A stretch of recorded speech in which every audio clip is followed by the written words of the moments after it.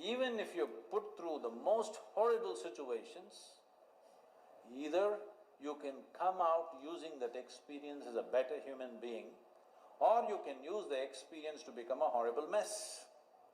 So whenever something hurts you, there are two options. You can either become wounded or you can become wise.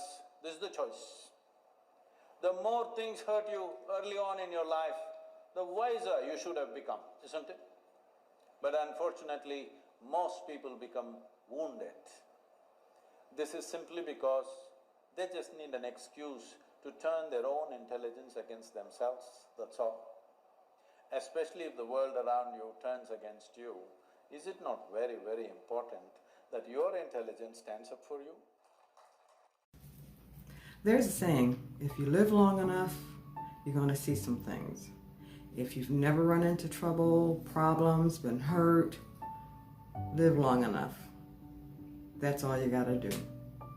There's not a soul that has been spared, and at some point it's all for your good. It doesn't look like that when you're in the thick of it, but that pain is a seed that's planted to grow your character, and it's up to you to water it, to protect that lesson at all costs, to become a better version of yourself.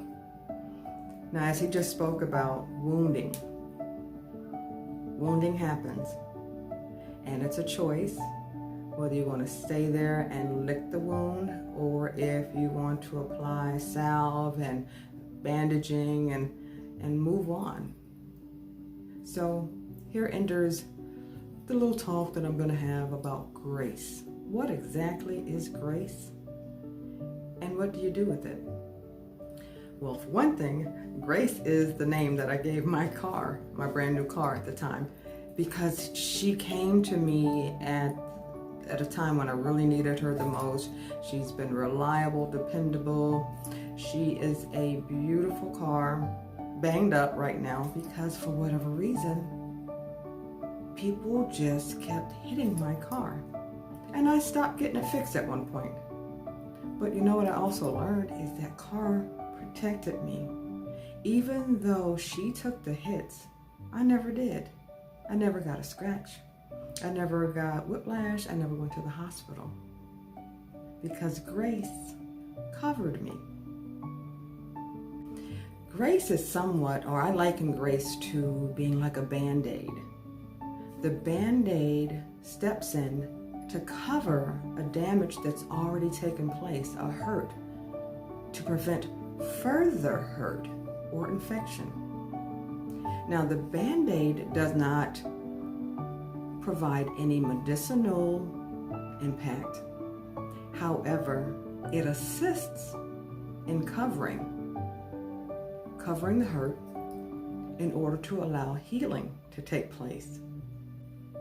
Basically, Grace covers you when you're not at 100, until you are. Grace actually gives you a pass.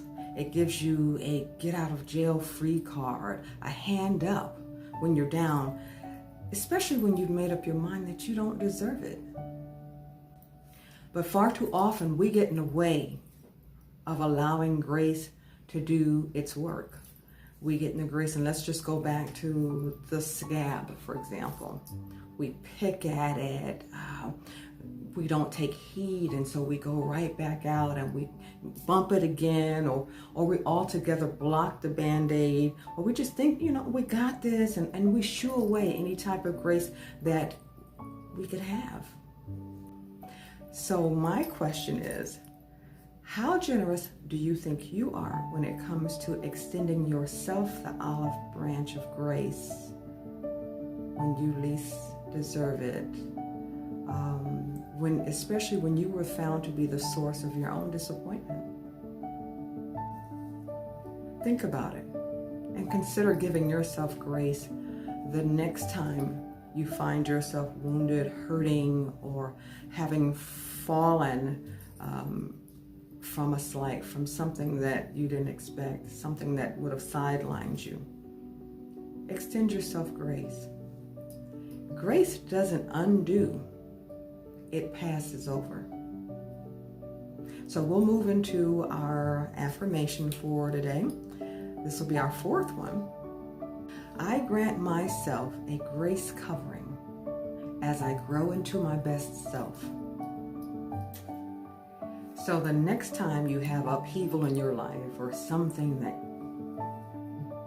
you didn't see coming and it left a mark of some sort on your heart, on your spirit, on your mind, gather yourself, especially if it was your fault, because sometimes it is, and give yourself the grace that you deserve, because you do deserve it. Dr. Vivi Monroe Congress, please join me again as we go into affirmation number 5. I'm so glad you came here, and keep grace alive. Okay, that really wasn't funny, but you know what I meant. You can do it.